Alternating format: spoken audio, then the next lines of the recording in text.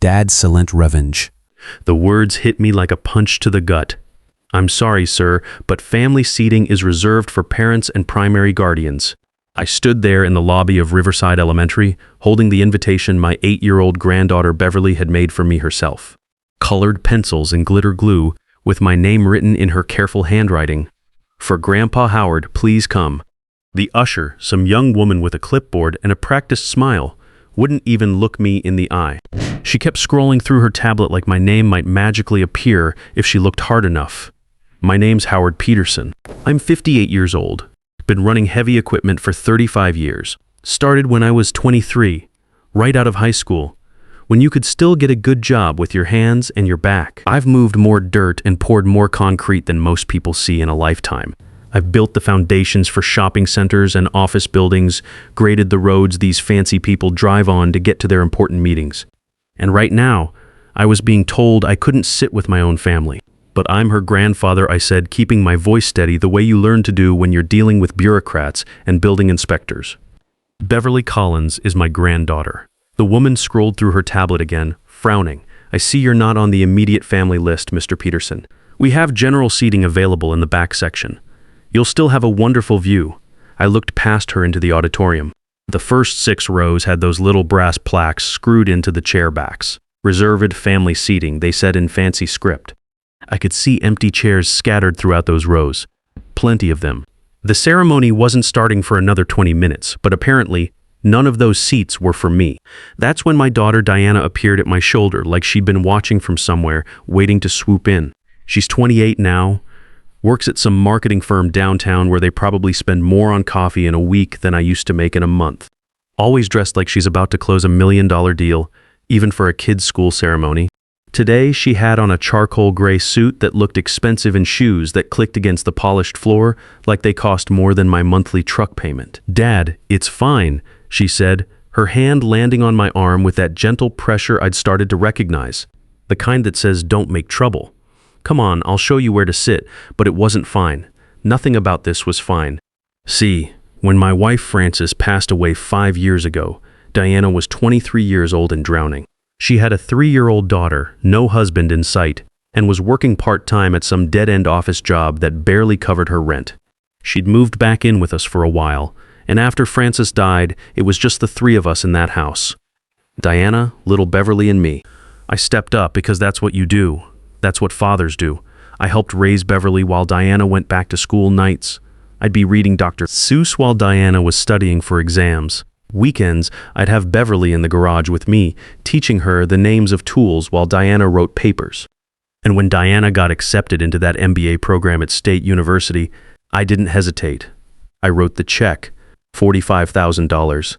Every penny I could scrape together from my retirement savings, money I'd been putting away for 30 years. Dollar by dollar, overtime shift by overtime shift. This will change everything, Dad, Diana had said, holding the acceptance letter with tears in her eyes. This degree will give Beverly and me a real future. And it did change everything. Diana graduated summa cum laude, got that marketing job, met Bradley Collins, who sells luxury cars at the BMW dealership across town. They got married when Beverly was 6, moved into a nice house in Maple Ridge subdivision where the lawns are always green and the mailboxes all match. Meanwhile, I'm still in the same house I bought 30 years ago when Frances and I were newlyweds. Still getting up at 5 a.m. to be on the job site by 6. Still coming home with dirt under my fingernails and the smell of diesel fuel in my work clothes. Diana guided me toward the back rows, her heels clicking against that polished floor. I caught her looking around, checking to see who was watching us walk back there. That should have been my first warning sign, but I was too focused on being proud of Beverly to pay attention to the undercurrents. Deanna, there are empty seats up front, I said, nodding toward the reserved section. It's assigned seating, Dad. They have a system. Her voice had that tight quality it gets when she's trying to manage a situation. You'll be able to see just fine from back here. Don't make a scene. Don't make a scene like wanting to sit with my family was making a scene. Like a grandfather showing up to celebrate his granddaughter's achievement was somehow disruptive. I settled into a seat in the back row, surrounded by other grandparents and family friends who apparently also didn't make the cut for the VIP section. The woman next to me smiled sympathetically. First time at one of these, she asked. Yeah, you? third grandchild. It's always the same. They pack the front with the parents and their friends. Everyone else gets the nosebleed seats. She shrugged like this was just how things worked. At least we're here, right? At least we're here. I suppose that was something. The ceremony started right on time. The principal, a woman who looked like she'd never worked a day with her hands in her life, gave a speech about excellence and achievement. Then they started calling names. I watched Beverly walk across that little stage to get her Mathematics Achievement Award. She looked so proud in her white dress with the pink sash, scanning the crowd until she found me way in the back. When she spotted me, her whole face lit up and she waved with both hands, nearly dropping her certificate. I waved back, grinning so hard my face hurt. That's my granddaughter. I wanted to shout. I helped raise her. I paid for her to go to this school where they can actually challenge her mathematically gifted mind. But from where I sat, I might as well have been just another face in the crowd. After the ceremony, there was a reception in the school cafeteria. They dressed it up nice with white tablecloths and flower arrangements, servers walking around with trays of champagne and fancy finger foods. I grabbed a cup of punch and looked around for Diana and Beverly. I found them standing with Bradley and another couple I didn't recognize. The man wore a watch that probably cost more than my truck. One of those heavy gold things that catches the light every time he moves his hand.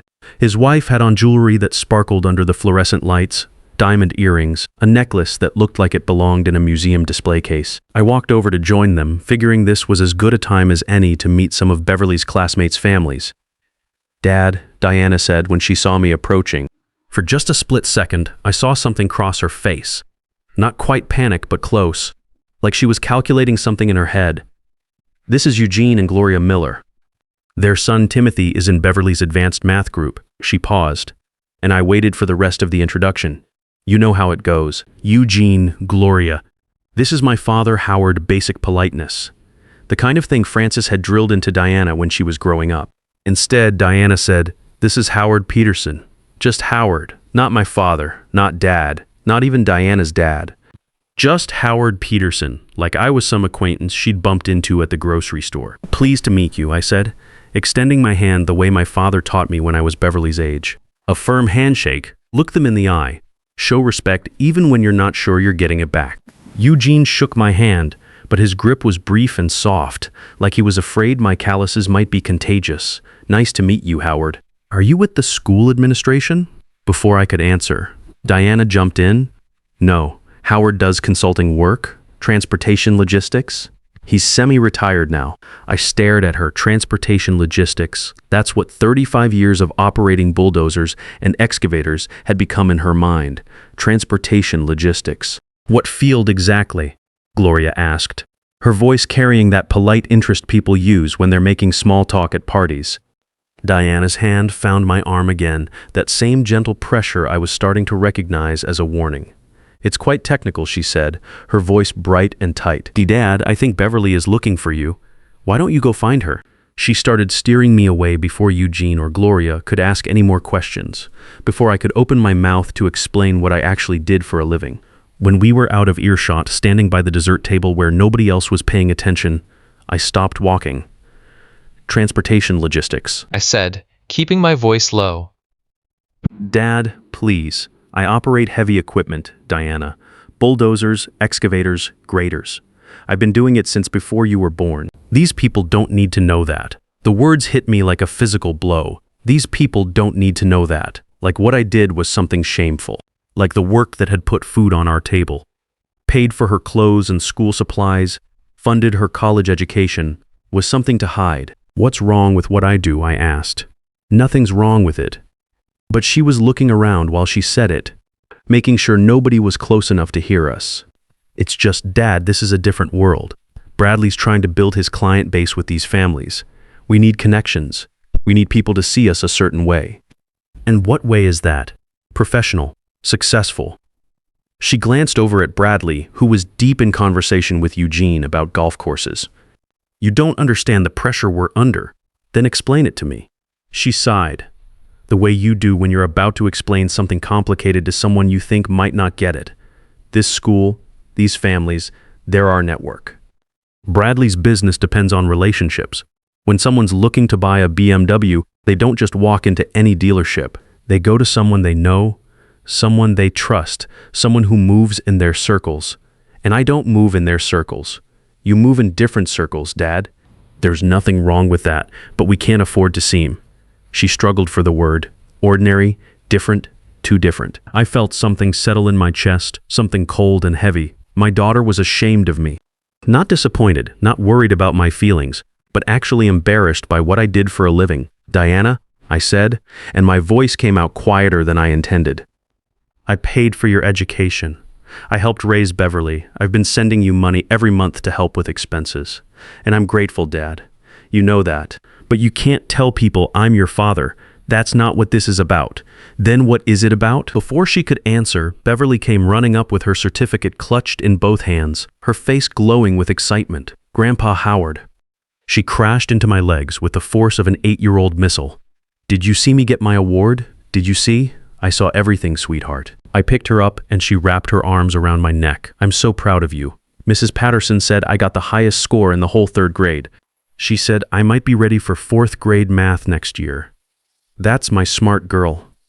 Beverly leaned back in my arms to look at my face. Jenny Miller asked if you were Mom's dad. I said yes, and she asked what you do for work. I felt Diana tense beside me. What did you tell her? I told her you drive really big machines and build things. She said that sounds way cooler than her dad's job. He just sits at a computer all day. Out of the mouths of babes, I looked at Diana over Beverly's head, but she was staring at the floor. Grandpa, Beverly said, can you come to career day next month? All the parents are coming to talk about their jobs.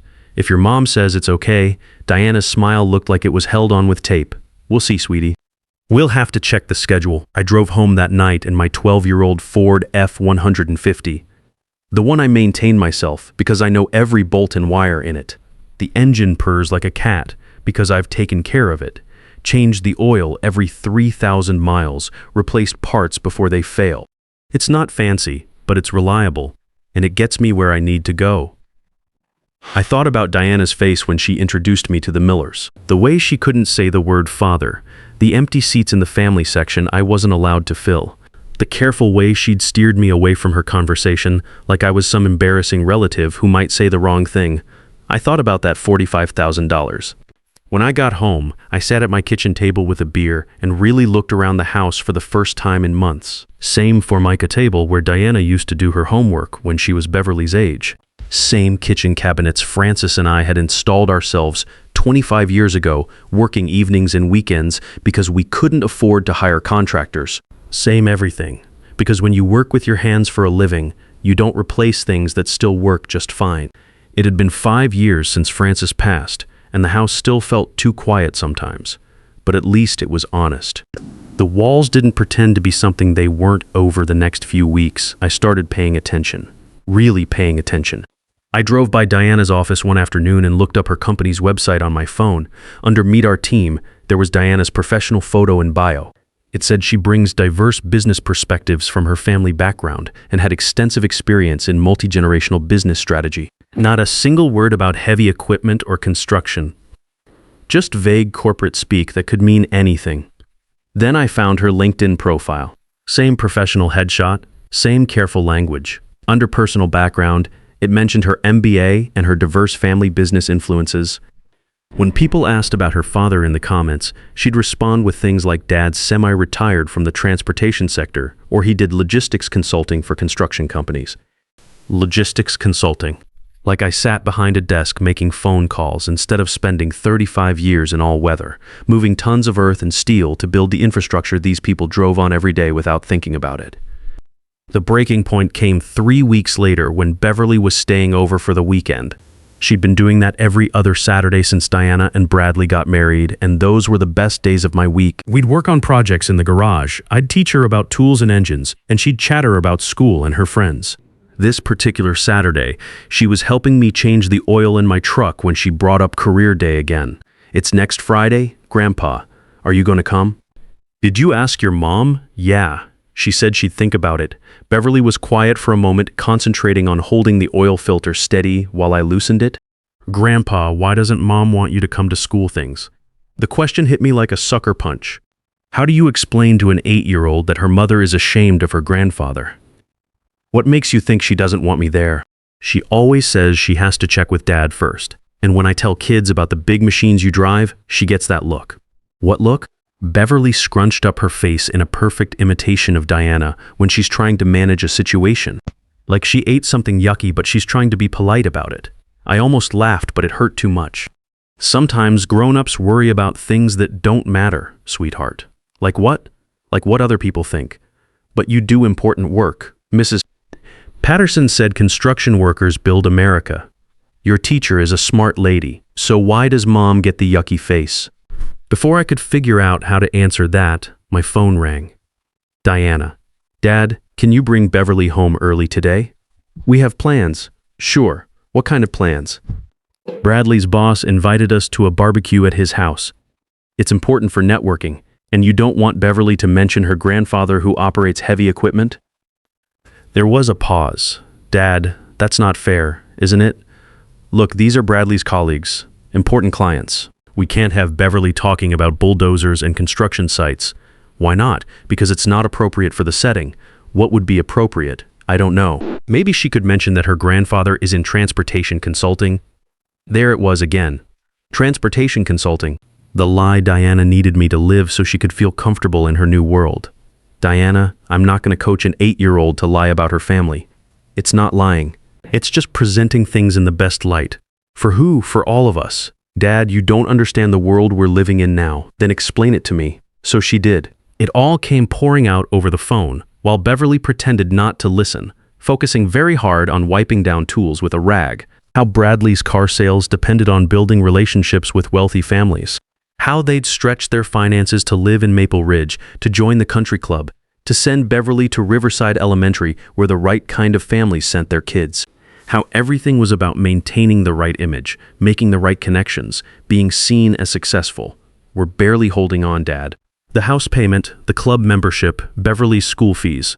If people knew how much we're struggling, if they saw us as anything less than successful, Bradley would lose clients. It's all about perception in his business. And what about me? Where do I fit in this perception? You fit in by being flexible, Dad, by understanding that sometimes we need to present things differently.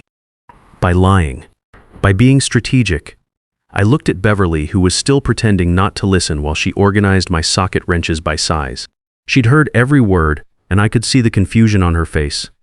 Diana, I'm not going to teach Beverly to be ashamed of honest work. Nobody's asking you to be ashamed. We're asking you to be understanding. No, you're asking me to disappear. The next morning, after I'd taken Beverly home and watched Diana rush her inside without inviting me in, I called Catherine Brooks at First National Bank.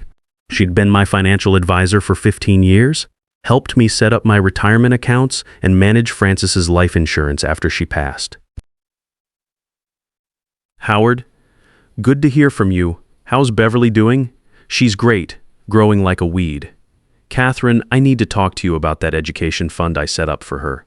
Of course, the one that's been sending Diana $1,500 monthly for Beverly's expenses. That's the one. I need to make some changes. There was a pause. What kind of changes? I want to set up a new account, a 529 college savings plan in Beverly's name only. I want to transfer the remaining balance from the current arrangement into that restricted account. Howard, that's a significant change. The current fund has about $38,000 left in it. Are you sure you want to lock that away until Beverly reaches college age?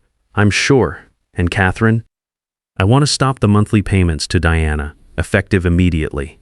Another pause, longer this time. May I ask why? This is going to create some complications for your daughter's family.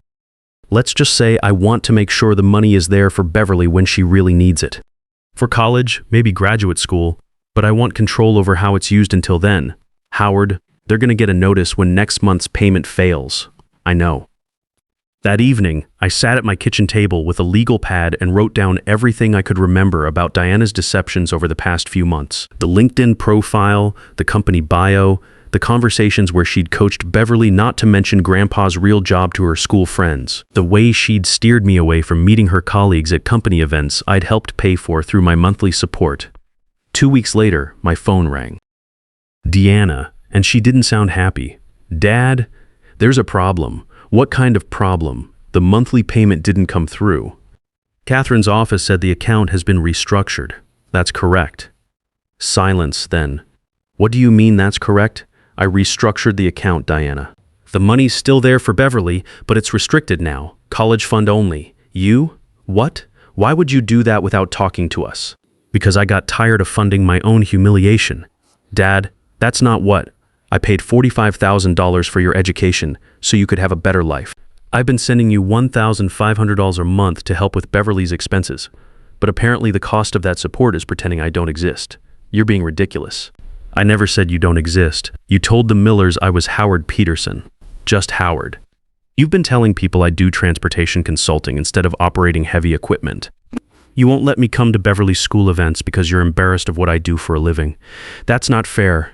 You don't understand the situation we're in. Then let me make the situation clearer. The money's there for Beverly when she needs it for college, but I'm not funding appearances anymore. I'm not paying for you to be ashamed of me. Dad, wait, I hung up. The next month was hard. Diana didn't call. I didn't call her. Beverly's regular Saturday visits stopped. I heard through my brother that they were scrambling financially, that Bradley was working extra hours trying to make up the lost income. I wanted to call. I wanted to fix it because that's what fathers do. We fix things, but some things need to stay broken for a while before they can heal properly. Beverly broke the silence. She showed up at my house on a Saturday afternoon in October, with Diana sitting in the driveway, not coming to the door. "Grandpa," she said when I opened it, "Mom's crying a lot lately. I'm sorry to hear that, sweetheart." She said, "You're mad at us." "I'm not mad at you, Beverly. Never at you." "But you're mad at Mom?" I knelt down to her level. Sometimes grown-ups disagree about important things. Your mom and I disagree about whether there's anything wrong with the work I do. There's nothing wrong with it. You build things. Important things. I think so too. She reached into her backpack and pulled out a folded paper. We had to write about someone we admire for English class. "I wrote about you. Mrs. Patterson said it was really good. Do you want to read it?" The title was My Grandpa, the Builder. She'd written about how I'd worked since I was young, how I'd helped pay for her mom's college, how I operated machines that built the roads we drive on, and the foundations of buildings where people work. She'd written that I was the hardest working person she knew, and that she wanted to learn how to build things too, just like me. I couldn't finish reading. My eyes got too blurry. Mom cried when she read it too, Beverly said quietly. Then she said, "We needed to come see you." I walked Beverly back to the car. Diana rolled down the window. Her eyes were red, and she looked like she hadn't been sleeping much. "Dad," she said. "I'm sorry. I'm so sorry. Diana?" "No, let me finish." I got so caught up in trying to be someone else that I forgot who raised me. Beverly's essay made me realize I was teaching her to be ashamed of the best man I know. We talked for an hour in my driveway. Diana told me about the financial pressure, about the fear that had driven her to create this elaborate fiction about our family. I told her about feeling erased, about the pain of being treated like an embarrassment. The money's still there for Beverly, I said, for college, for whatever she needs. But no more lies. I don't want to lie anymore, Dad. It nearly cost me you. 6 months later, Diana and Bradley sold their house in Maple Ridge and bought a smaller place they could actually afford. Bradley took a job at the Ford dealership where he didn't have to pretend his father-in-law was something he wasn't. And Beverly, she comes over every Saturday now. I'm teaching her about engines, about how things work, about the dignity that comes from building something with your own hands. Last week, she asked if I'd come to Career Day. What should I tell them you do, Grandpa? Tell them I operate heavy equipment. Tell them I build the roads they drive on and the foundations their houses sit on, and that you're the hardest working person I know. If you want to." She grinned. "I definitely want to. There's honor in honest work." Beverly understands that now. Diana's learning. And me? I learned that sometimes the greatest gift you can give someone is refusing to participate in their self-deception. I'd paid $45,000 for Diana's education, but the real lesson, the one about dignity and truth, that one I taught for free. Sometimes the most expensive education isn't the one you pay for with money. It's the one that costs you your dignity, your truth, and the respect of the people who matter most. I spent 35 years building foundations for other people's dreams, but the most important foundation I ever built was teaching my granddaughter that honest work is nothing to apologize for. It's something to be proud of.